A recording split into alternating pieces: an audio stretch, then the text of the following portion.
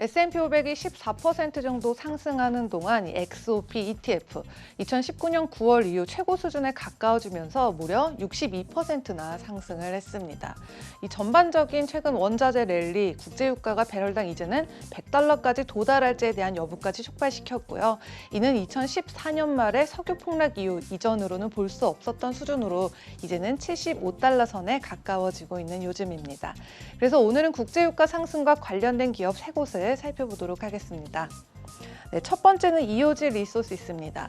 1985년에 설립된 이 기업, 이 주요 생산 지역은요, 미국의 뉴멕시코와 텍사스뿐만 아니라 영국, 중국 인민공화국, 캐나다 등에 이르기까지 원유와 천연가스를 다루고 있고요. 2020년 12월 31일을 기준으로 원유와 응축수 매장량은 1,514백만 배럴, 또 천연가스 액체 매장량은 813 백만 배럴, 그리고 천연가스의 매장량은 5조 3,600억 입방피트로 총 3,220백만 배럴의 석유 매장량을 보유한 것으로 알려져 있습니다. 그리고 주가를 보면 오늘 장에서는 83달러 선에 마감을 하면서 지난 한 달 동안에는 4% 정도고요. 연초 대비로는 67% 정도의 상승 곡선을 그렸습니다. 그리고 현재 시가총액은 481달러로요. 엑손모빌과 쉐보론 또 코노코필립스에 이어서 네 번째로 큰 규모를 갖게 됐습니다. 그리고 2분기 실적 전망치를 봤을 때요. EPS는 1.4달러로 이 전년 동기 대비 마이너스 0.23달러보다 크게 개선될 것으로 보이고요. 또 매출은 전년 동기보다 11억 달러보다 253% 증가한 389억 달러로 큰 폭의 상승이 예상되면서요. 분석가 33명 중에서 22명이 매수 의견을 보이고 있습니다. 네, 다음은 옥시덴탈입니다. 이 폐기름 분지에서 가장 큰 이 석유와 천연가스 생산 기업 중 하나로요. 그러니까 이 텍사스 서부와 뉴멕시코 남동부에 걸쳐 있는 이 지역에서 미국 내 석유 생산량의 30%를 차지하고 있다고 볼 수 있는데요. 주가를 보면 또 코로나19 저점에는 역시 엄청난 타격을 받기도 했지만 오늘 장에서는 31달러 선에 마감을 하면서 지난 한 달 동안 20% 이상 또 연초 대비로는 81% 정도의 상승세를 그렸습니다.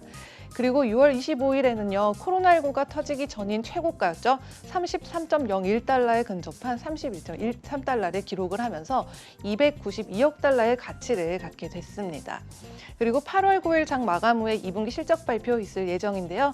EPS는 주당 0.15달러의 손실이 예상이 되지만 그래도 이 전년 동기의 1.76달러 손실보다는 크게 줄어들고요.